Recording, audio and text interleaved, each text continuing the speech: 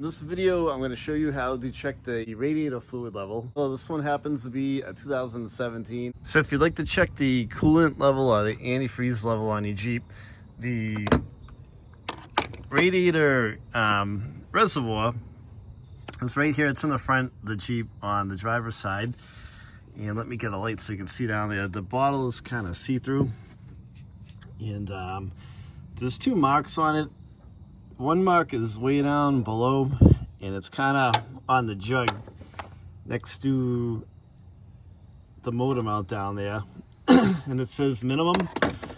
And then right around where my fluid line is, it says maximum. So you want to make sure it's, up to the maximum mark, which mine is.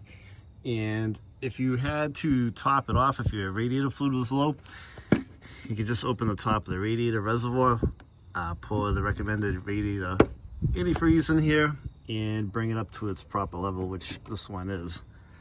So if you wanted to, you always want to do this when the radiator's cool and the engine's cold. If you wanted to check the level inside the radiator itself to make sure it's not way down, never open this up when the motor's hot, because you get burnt from antifreeze and there's pressure in here. So I always like to take a rag and slowly turn the cap of the radiator. You gotta press down on it and turn. And we can see that the radiator fluid is right up there. It's not way down inside the radiator.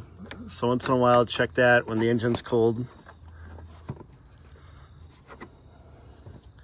Double check it. It's nice and tight. Hey, thanks for checking out the video. If you guys have any questions, leave a comment and I will reply back to you. Thanks for watching, and don't forget to subscribe. Take it easy, guys.